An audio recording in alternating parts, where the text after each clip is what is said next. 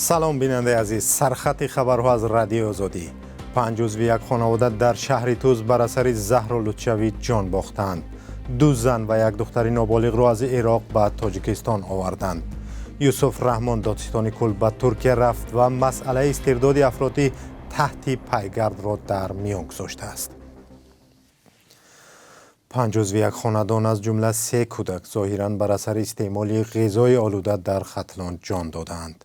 هر 5 نفر شب 2 می در بیمارستان ناحیه شهر توز درگذشتند.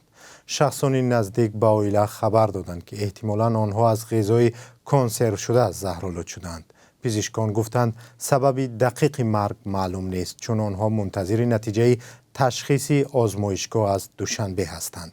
زهرآلود شدن ساکنان از خوراک در تاجیکستان بارها اتفاق افتاده است. آخر سال گذشته 2 عضو یک خانواده از ناحیه جبار رسول ولایت سوغد نیز بعد استعمال سبزیجات کنسرو شده جان باخته بودند. یک سازمان حامی آزادی سخن میگوید وضع خبرنگاران و خبرنگاری و مطبوعات در تاجیکستان سال 2023 بسیار بد شده است.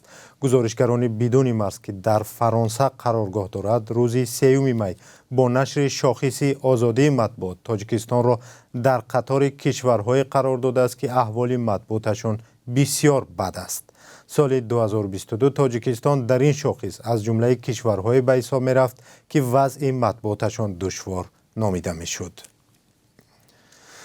در کشور تنها در 1 سال گذشته 7 خبرنگار را به زندان محکوم کردند و حامیان حقوق گفتند که این افراد فقط برای کارشون یعنی انعکاس واقعیت پس پنجره رفتند، نه چیزی دیگر.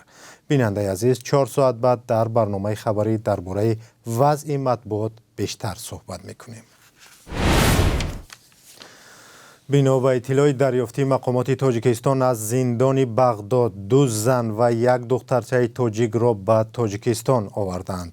منبع رادیو آزادی بدون ذکر نام روز 3 می گفت نام 2 زن تاجیک نازنین و شهلا بوده و نام دختر را شیرین نامید. فعلا در محبس روسفه بغداد 36 زن تاجیک محبوس هستند. پس از سال 2014 حدود 2000 شهروند تاجیکستان به عراق و سوریه رفته به گروه تندروی دولت اسلامی پیوستند. اکثر مردان در جنگ ها کشته شده، زنان و کودکانشان سرسان ماندند.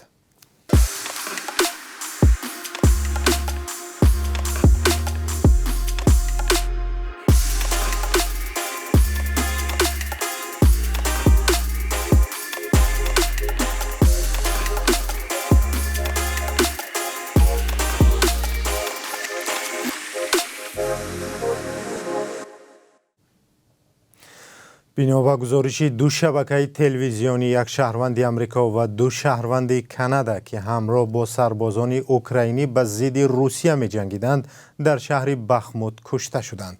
تلویزیون های CNN و CBC روز 1 می در این باره خبر داده گفتند که هر 3 نفر اعضای سپاه بین المللی خارجیان بودند که در جنگ به اوکراین کمک می کنند.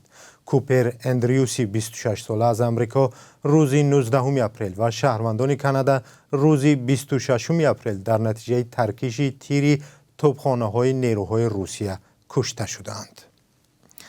در سپاه بین المللی خارجیان که ماه فوریه با فرمان مقامات اوکراین تأسیس داده شد، اختیاریان شاملند که به این کشور در مبارزه با روسیه کمک می‌کنند. یوسف رحمان دادستان کل تاجیکستان با بکیر شاهین دادستان کل ترکیه موضوع استرداد افراد تحت پیگرد و مبارزه با تروریسم و افراطگرایی را بررسی کرده است. صحبت 2 مقام بلندپایه تاجیک و ترک روز 2 می در ترکیه دایر شده است. دادستان کل تاجیکستان خبر داد که 2 جانب مسئله مبارزه مشترک ضد تروریسم و افراطگرایی و اعتراف سازمان‌های تروریستی در خاک 2 کشور را بحث کردند. با گفته منبع 2 مقام استرداد جنایتکاران و بازپس دادن شهروندان زندانی را از خاک کشورهای همدیگر محاکمه کردند. ترکیه از جمله کشورهایی است که 10 مخالف حکومت تاجیکستان در آنجا زندگی می‌کنند. تاجیکستان بارها از ترکیه برای بازداشت و استرداد فعالان گروه 24 سازمان مخالف حکومت درخواست داده بود، ولی مقامات ترک تا هنوز هیچ کدامی از آنها را استرداد نکرده است. مخالفان در گذشته گفته بودند که حکومت تلاش دارد که جای پای آنها را در ترکیه تنگ کند. ترکیه در چند سال پیش مسیر اصلی پیوستن جوانان تاجیک به جنگ‌های سوریه و عراق حساب می‌شد. و قربی اسعار در تاجیکستان. بانک ملی تاجیکستان برای روز 3 می قربی 1000 روبل روسی را 136 سامانی و 50 درم، $1 امریکایی را 10 سامانی و 91 درم و 1 یورو را 11 سامانی و 95 درم مقرر کرده است. معمولا قربی اسعار در بانک‌های تجارتی اندک فرق می‌کند. برنامه اینجا به پایان رسید. ما را در برنامه اخباری آزادی ساعت 18 به وقت دوشنبه و 16 به وقت مسکو انتظار باشید.